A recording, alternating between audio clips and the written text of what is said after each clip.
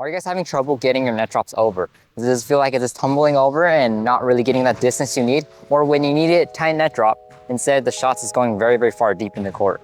Now, one of the main problems I see most people have is the angle of the racket. So the angle of your racket is everything. The closer you're to the net, the flatter you want to keep your racket. The further you are back, that's when you want to start angling your racket, pointing more towards your opponent, the flat part. So this is the only difference. In the front, you want to keep it flat. In the back, you want to keep it more angled. The reason why is the angle is going to help you to, right after contact, the bird's going to have a better chance to bounce off, and whichever angle your racket is, travel in that direction. So if you're further back right here, tapping it with my racket angled, that's going to give it more distance. If I'm close up right here, I don't need any more distance. All I want to do is just keep my racket a little bit more flat. That way it'll just go up and come back down to get that tight net drop. So let's demonstrate. This is what not to do. If I'm deep in the court right here and I try that, it's not going to go anywhere. Now, to get it over, all I got to do is change the angle of my racket. Now I can almost get it over every time. Now let's talk about close up in the net. So if I was to use an angled racket, it's probably most likely going to go in the net because it's not going to get that height to go over. You see that? And if I keep my racket higher, the bird's really, really deep in the court. So what you want to do instead is keep your racket flat. If I keep my racket flat that way, it's going to be a lot tighter for the net drop. Right there. See? Flat racket, tight. Flat racket, tight. Go again. Compared to this.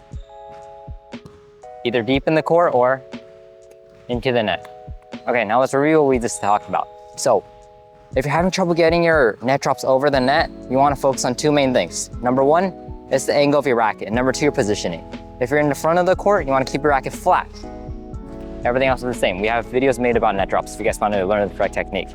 Number two is the distance. So if you're back here a little bit further, you don't want to be using the same angle as the front net. Instead, you want to start angling your racket a little bit more flatter part, angle towards your opponent. That way, the bird, once it contacts your racket, it's going to have a better angle to travel flatter, which is going to give you that distance you need.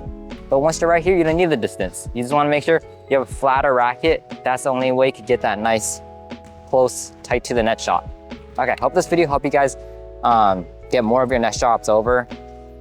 Remember, this all just comes with practice. The more net drops you hit, eventually you're going to get the timing down. You're going to know, okay, if I'm right here, the angle of my racket, I probably needed this angle. If I'm right here, I need this much. It's all experimenting. In the beginning, it's completely normal if you miss a whole bunch. But once you get the timing down and general idea of where, whenever you step, the angle you need to get a perfect net drop, you could get tight net drops every time. Thanks for watching. And remember, these high quality shots is what's going to help you win games. Thanks for watching, and I'll see you guys all in the next video. Comment down below if you guys still have any more questions, and check out our other videos if you guys want to know a little bit more on the net drop technique. Thanks for watching.